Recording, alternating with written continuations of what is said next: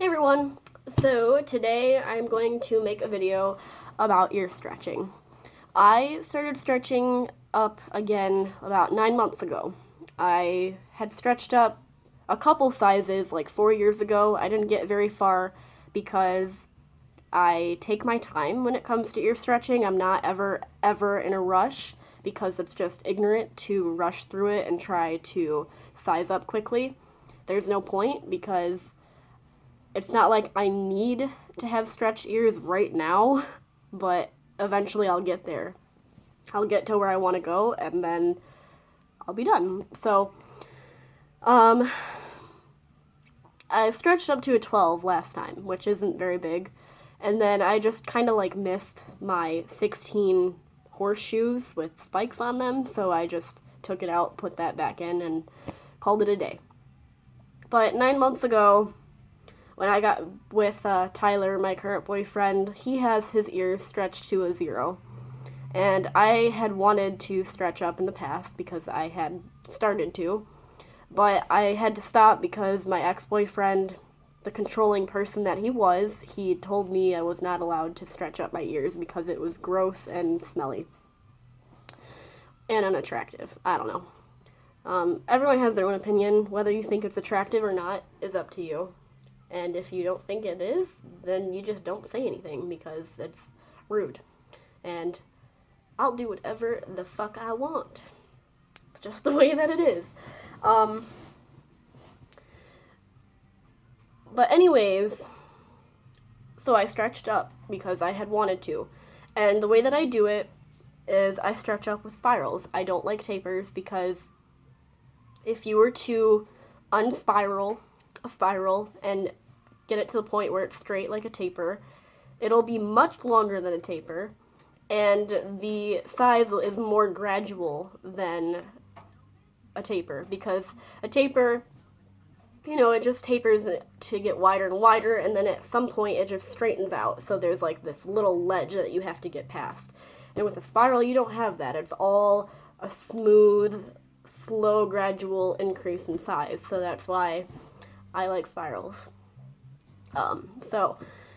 And I don't, like I said, I don't rush it. So what I do is I take the spiral and I cover that in the ointment that we have.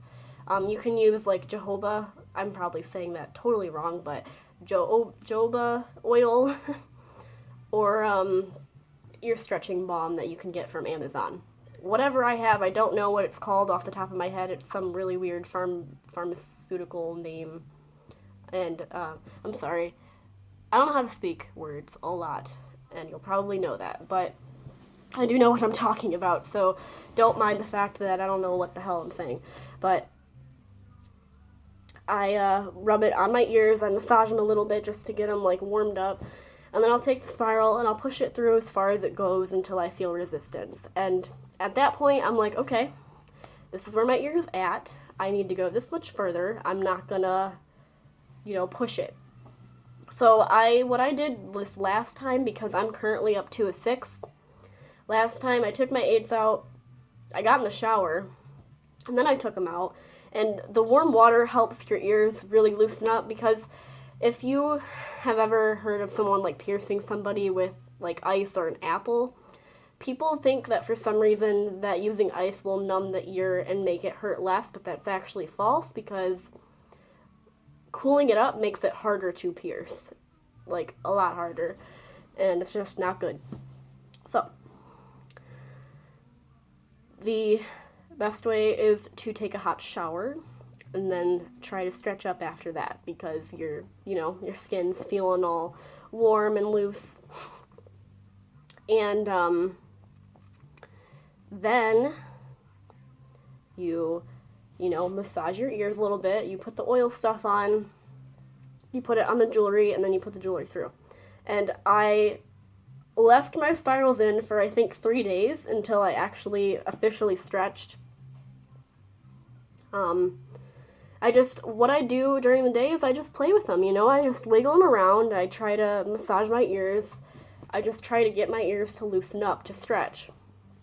Because you don't want to force it, because that could cause a blowout or a rip in your ear. And I'm assuming that that cannot be pleasant because I've never had that happen to me. I've been very good about stretching up because I'm at a 6 and I started 9 months ago.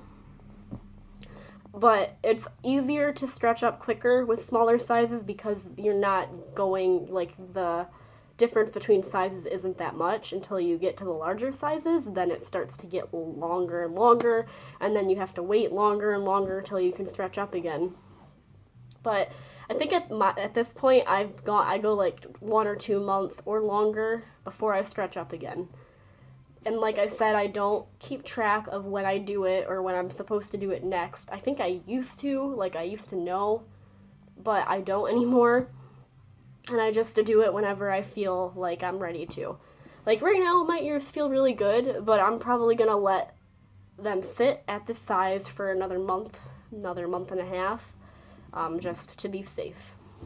And then I will get more spirals and more plugs and size up again.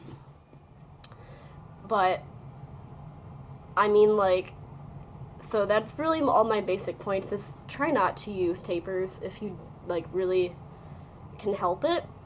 Also, don't wear them as jewelry. Uneven weight is bad for your ear. The best thing to wear for jewelry would be plugs and tunnels. And you can find all kinds on Etsy and Amazon. The best kind is glass, stone, bone, and wood. That's like the best type to wear. I think I have a cold. Oh god. Whew, alright. But yeah, the ones that I'm wearing are stone. My boyfriend has wood in his ear. And, I mean, I had acrylic before, but I hated it because it just makes your ear smell really bad, and it's not the best thing to have on your skin. And that's why stone and, you know, all the things that I just listed are really recommended because it feels good on your ears, and it's like, good to have. Back in the day, if you Google the history of ear stretching, you'll see that it goes back very, very far. People used to do it for beauty reasons, religion, tradition, other things like that. And they used to use wood and bone because, like, back then that's all they had. They'd take bones of whatever they killed or whatever they did and made them to fit or whatever. So, I mean, that's all, like, natural. Wood, stone, glass, I mean, it's kind of all natural, so that's why it's good. But I mean, I just think using spirals, taking your time, and using the proper material in your ears will really, really help. I wear single flared. If you don't know the difference, single flared basically has one edge that's, like, won't go through your ear. And then the other side, there's an O-ring that holds it on. And, double flare means that basically both sides flare out and the inside that's your actual size, it is like smaller. So you have to kind of like put it in your ear. And I don't care for them because I for some reason fear that I'm not going to be able to get it out because it's double flare. So I stick with single flare.